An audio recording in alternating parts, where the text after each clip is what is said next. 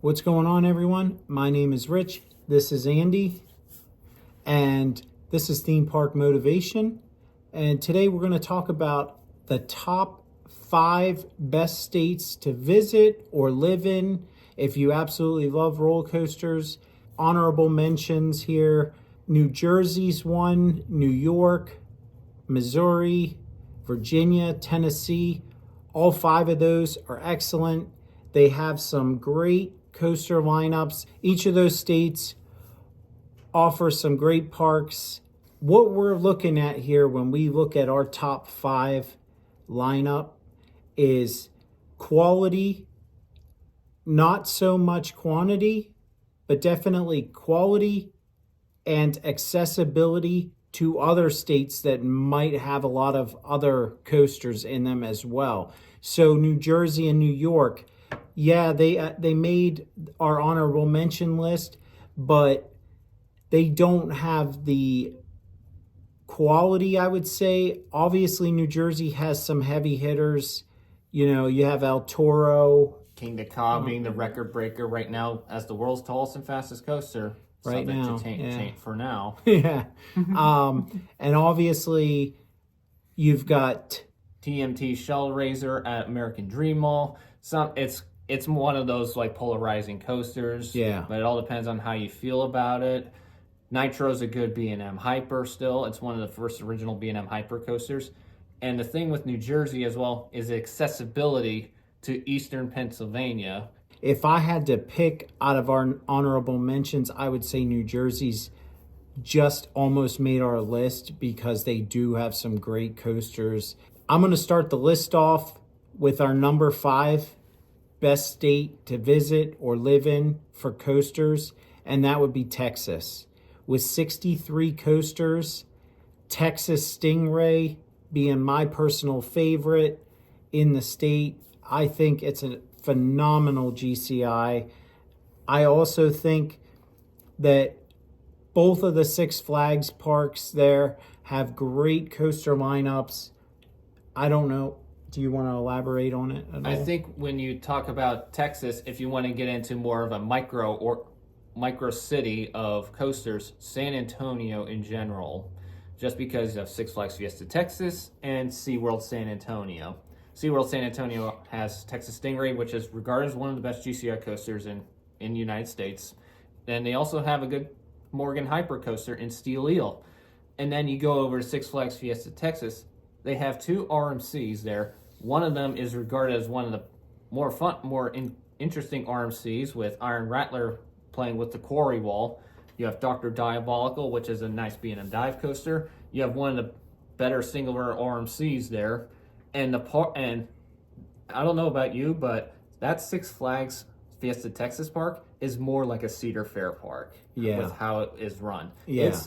It's in our opinion one of the best run Six Flags parks within the Six Flags Corporation. Absolutely. Totally agree. I actually, I know this is a bit of a hot take, but I really had a phenomenal time at Six Flags Over Texas.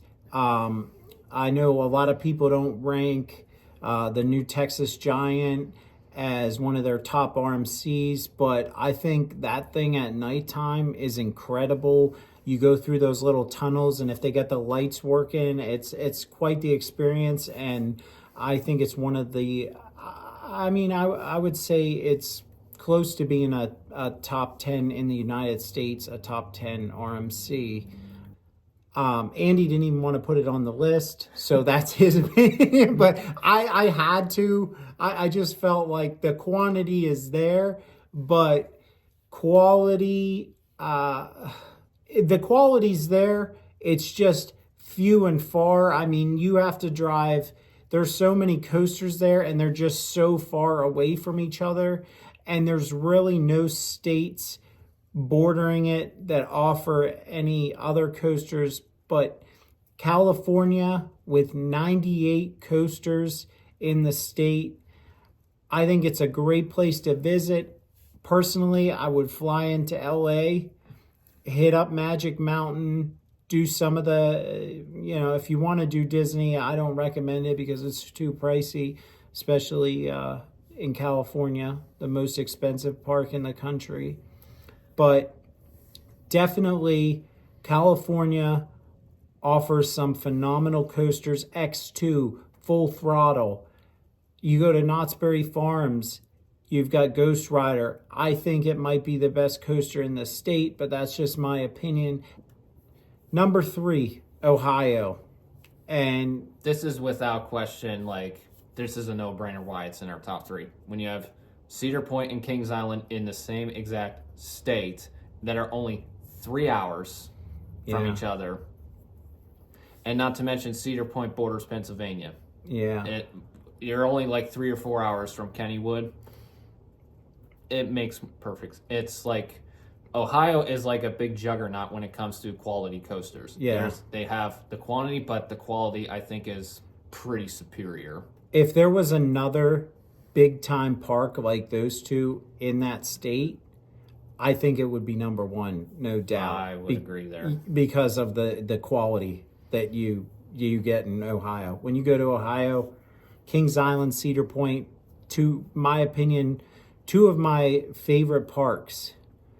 I think the numbers, 44 coasters in Ohio is a little disingenuous because you've got some places like, I think it's like Stricker's Grove, where the coasters are only open there. I think they have 1 or 2 coasters. I haven't been there yet, but they're only open on like the 4th of July is one of the dates. It's twice a year. Twice a year they're open. And so, it kind of brings the numbers down a little bit. But like I said, it's more about the quality and where other locations are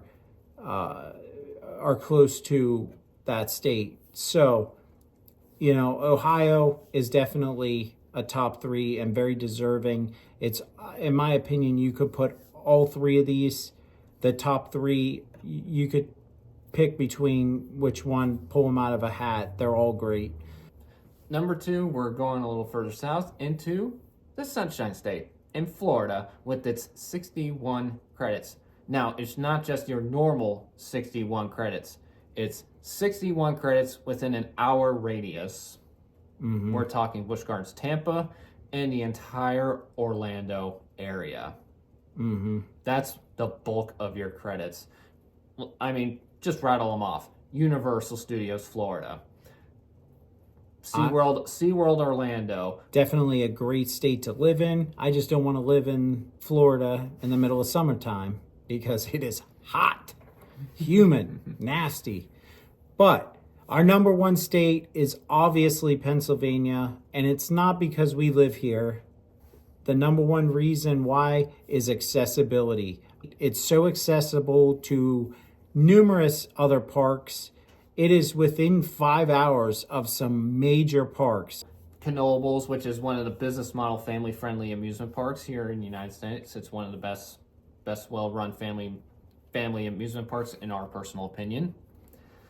Dorney Park obviously is a small Cedar Fair park, but they're more of a community park, and they're just getting Iron Menace this year. And it's nice to see Cedar Fair finally putting some investment into their smaller parks. But the big one, and this is the big juggernaut in the Northeast right now, it's in our home, it's in our backyards. Hershey Park. They're the big juggernaut right now here in the Northeast. Yeah, I mean, are they my favorite park? Absolutely not. But they are definitely a well-run and well-oiled machine that just keeps producing some awesome coasters. They're not always record breakers, but they go for quality and quantity. You can also go as far west as Kennywood and ride Phantom's Revenge, which is regarded as one of the best aero hyper coasters. It's an aero hyper coaster, let's be honest, but Morgan did do a renovation on it, and it's a really nice renovation. Kennywood, Steel curtain when it's running, it's a really good hyper coaster. But Kennywood, you just don't stop there. Take 2 hours north. Ride one of the best quality wooden roller coasters here in the United States in Ravine Flare 2. Yep. Been running to this day. Obviously, Phoenix and Twister, Knoebels does an awesome job keeping an eye on those coasters and then making them run really nice.